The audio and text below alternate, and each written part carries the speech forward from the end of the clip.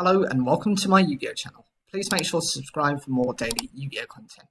Well, as it seems, the surprises keep going through. I mean, we started off with Akiza getting brand new Black Rose Dragon cards and some more plant synchros and plant support. Now it's Yusei's turn. I don't personally understand why they're focusing on Yusei, considering that Leo, Luna and even to an extent Crow have had limited support, and I think they deserve it more. But here's hoping if they're going to support Yusei that they'll be supportive of some of the other 5D's characters in this pack as well. The first card is Wish Converging Dragon. It's a light attribute dragon type tuner monster, level 1 with 0 attack and 0 defense. You can only special summon Wish Converging Dragons once per turn, and it cannot be used as synchro material except for synchro summon of a majestic monster. 1. This card's name becomes Majestic Dragon while on the field or in the graveyard. And 2. When you draw this card, you can reveal it, special summon it from your hand, then if you control a level 8 or higher dragon synchro monster, you can special summon one level 1 dragon type monster from your deck.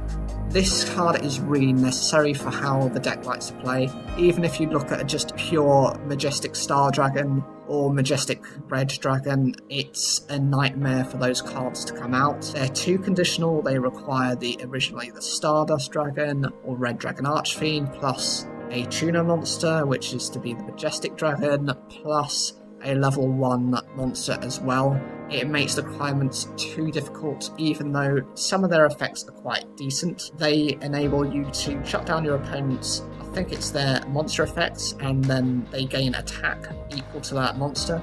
So you're able to do either 3,800 points or 4,000 points of damage to your opponent, so you can OTK them with that type of effect. This is a one card variation which happens to just contribute so well to the synergy. So long as you've got the synchro monster out there, instantly bring out the level 1 monster that you need to pair with this card to meet those conditions. I don't see any downsides of this card. Yes, it's specific to only being used for a majestic version of the archetype, but no, it's not got any limitations on it. The next card is Stardust Synchron. This is a light attribute machine type tuner monster. It's got 1,500 attack and 1,000 defense, and it's a level 4. You can only use this card's name's first and second effects once per turn each. 1. If this card is in your hand or graveyard, contribute 1 monster. You cannot special summon monsters from the extra deck for the rest of this turn, except synchro monsters. Also special summon this card, but banish it when it leaves the field. 2. If this card is normal or special summoned, you can add 1 spell or trap card that specifically lists the card Stardust Dragon in its text from your deck to your hand. I love the design of this card, and it does so much for what the archetype needs. You're instantly able to special summon this card so easily just by getting rid of one of your monsters, and it can be from both the hand or the graveyard, so it does have that double utility to it. And even though you're limited to synchro monsters, you're going to be using this within a synchro archetype based deck. You're not going to be running this in a fusion or any other type of deck because, frankly, synchro monsters, synchro decks with the extra deck, they're very limited to what they can run. It tends to be a pure synchro build, so being able to do that is really good. And of course, being able to search out for any Stardust Dragon card, which is a spell or trap card, is really nice because there are plenty of them, and I'm sure there are some in here as well which will further power up the deck. Stardust Trail is a light attribute dragon type effect monster. It's a level 4 with 500 attack and 2,000 defense. You can only use this card's name's first and second effects once per turn each. 1. If this card is in your hand or graveyard and a monster you control is tributed, so you can special summon this card but banish it when it leaves the field. 2. If a warrior, synchron, or Stardust synchro monster is synchro summoned, using this card as a material, you can special summon 1 Stardust token. It's a dragon type, light attribute, level 1 with 0 attack and defense. What this card does is it's also able to just let you get into your Majestic Dragon that much easier because it just leaves you with a token. So if you've got your Stardust already on the field and you've used this card, very simply able to do that. It's also able to special summon itself very easily to meet this condition. So you're not having to eat up your normal summon, which is quite important for how some of the synchro decks have to play. Sometimes you do need to normal summon before anything can happen further to that.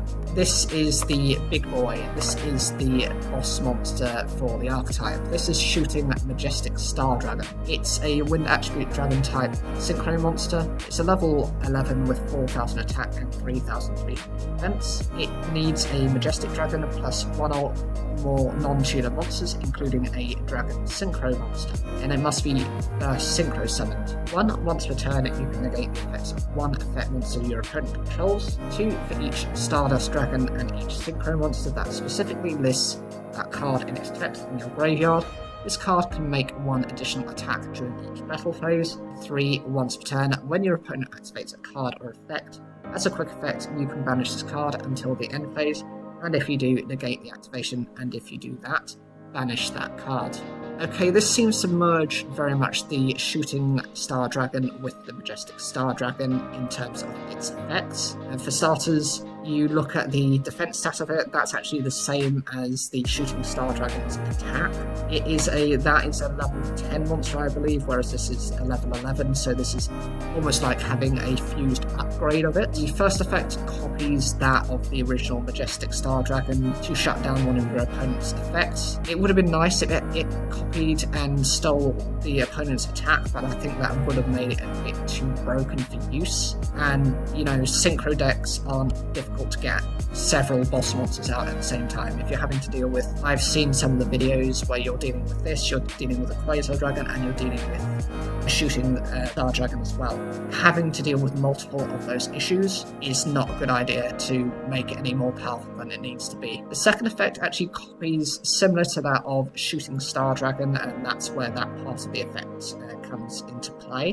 Whereas Shooting Star Dragon actually requires you to look at the top 5 cards of your deck, and it gains the ability to attack every tuner monster that happened to be in that you've excavated. This is a little bit more consistent because it relies on every synchro monster and Stardust Dragon card you have in your graveyard. So the more of those cards you have, the more attacks this can make.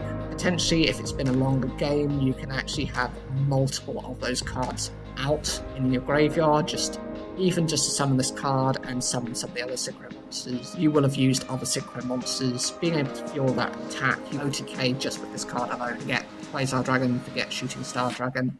Just this card alone can probably do enough on its own.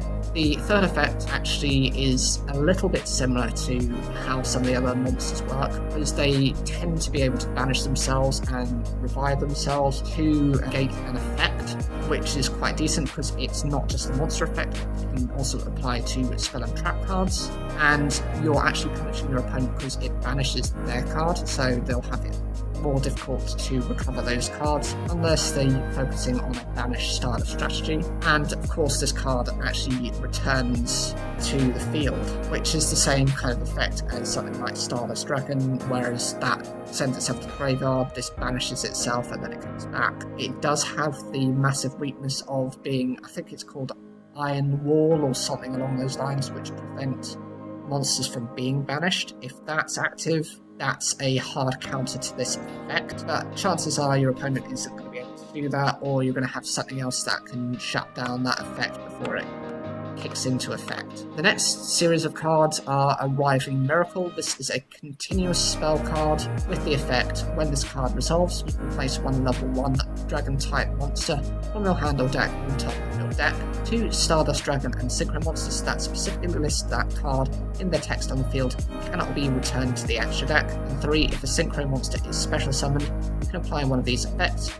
Also, you can apply the same effect of Arriving Miracle again for the rest of this turn. Draw one card, or special summon one tuner monster from your hand. First, I'm going to say I love the design of the card. It's the point where Majestic Dragon fuses with your Stardust Dragon and your other monster to synchro summon Majestic Dragon, which is, I love the design. It's just so unique, and actually it's really nostalgic for Yu-Gi-Oh! 5D's finished more than 10 years ago. The design is beautiful on it.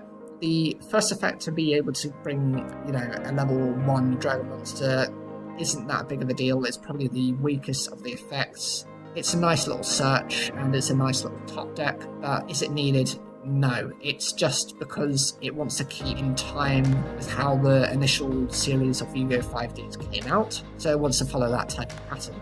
Being able to shut down or synchro monsters that have to be returned to the extra deck is good because the original Majestic Dragon and the red Majestic Dragon both have the effect that at the end of the turn they have to actually go back to the extra deck. So actually you can play using this effect as well with the original versions. You don't have to use this new hybrid boss monster. And the third effect, which I really love, and this is something that's actually been pointed out, is whenever a synchro monster is special summoned, it doesn't have to be synchro summoned, it just has to be special summoned. So that could be it's both players. Either player synchro summons or special summons a synchro monster, you get the effect. So this can work on both yours and your opponent's turn. The other thing is, if you're reviving from a graveyard, even if the synchro monster hasn't been summoned that well, you can just constantly be able to trigger these effects to be able to draw into new cards, or to be able to special summon a tuner monster to set up for your next turn, adding to the so much consistency to how the deck runs. The next card is Stardust Illuminate. It's a normal spell card with the effect you can only use this card's name's first and second effects once per turn each. 1. Send one Stardust monster from your deck to the graveyard, or if you control Stardust Dragon or a synchro monster that specifically lists Stardust Dragon in its text, you can special summon that monster instead. 2. You can banish this card from your graveyard and target one Stardust monster you control, increase or decrease its level by 1 until the end of its turn. So the really good thing about this is you're able to get rid of that Stardust Synchron to the graveyard, so it can set itself up to summon itself. You're able to synchro summon from there. Or if you've got a Stardust monster or a synchro monster that has Stardust in its text, you're able to just special summon that monster anyway, so it prevents you having to search and use multiple effects. The other thing is to be able to use the secondary ability to adjust the levels of your Stardust monsters without having to run any, odd support such as, I think it's Stygian Dirge or some kind of continuous trap card which lowers levels, or things like Star Changer. You're able to manipulate levels without having to run stupid cards. The next card is Majestic Absorption. It's a normal spell card with the effect you can only activate one card with this card's name per turn. 1. Target one Stardust Dragon or one synchro monster that specifically lists that card in its text you control to activate one of these effects. Put one face-up monster your opponent controls that target. That target can attack directly this turn, or each time that target destroys an opponent's monster by battle this turn, inflict damage to your opponent equal to the destroyed monster's original attack. I love the design again of this card. It works on the final series of Yu-Gi-Oh! 5Ds, where they have to face the 3 Mech Lord Emperors. So you've got here where Stardust Dragon has to face off against Machine Emperor Weisel, and that's Primo's card. Being able to use this effect to actually do the reverse of whereas the Mech Lords steal your synchro monsters, we're actually able to do the reverse. It's quite decent and it's really nice. Being able to just absorb one of your opponent's monsters means they can't use that card because it becomes a quick card until they get rid of the monster that you have in the field, or they use a spell or trap or monster effect to get rid of that as it's treated as a quick card. Until they do that, they're unable to access that card. I liken it also to something like, whereas in the story of Yu-Gi-Oh! 5Ds as well, Luna is able to force its Divac, which is who is one of the Dark Signers, to be able to prevent his, I think it's Kuslu, which is his Earthbound Immortal, from being destroyed. Actually sends Ancient Fairy Dragon to the graveyard, which is what Luna wants, so she's then able to access to revive that card. It's very similar to that style of effect. The ability to attack directly might be quite decent as well because, the boss monster has 4,000 attack. You can OTK with that effect, or you get essentially a better version. You get something like Wing of Destruction within the final part of the effect, which is also okay, but I would say the first 2 effects are much better than the last one. Majestic Mirage is a continuous trap card with the effect, if a face-up Stardust Dragon or Synchro monster that specifically lists that card in its text you control leaves the field to activate its own effect, or by its own effect, you can apply one of these effects. Also, you can apply the same effect with Majestic Mirage again for the rest of this turn. Special summon one of those monsters, banish one monster your opponent controls or in their graveyard, or all damage you take this turn is halved. Right, with the Stardust monsters, one of the biggest weaknesses is to trigger their effects, they actually have to leave the field. So that can be, it's like Stardust Dragon has to actually send itself to the graveyard, or some of them actually have to be banished. That actually puts you in a position where you're quite exposed. If your opponent has other monsters on the field, even if they can't do anything with the first monster, they have others which can OTK you. By being able to use this effect, you're able to then swap your monster back in to protect you. If it's got higher attack points than your opponent, they're not going to attack. Or you can essentially get rid of one of your opponent's biggest threats that they have on the field by banishing that. Maybe they don't have any other resources that they can use within that turn to then finish you within the turn, or at least put you in a position where you can survive. Or the third effect also is halving battle damage. Again, that's all about survival. I think this card is really good and key part of the deck. It's not going to see that much play, I don't think, because most people will focus on just summoning as many of these boss monsters as possible.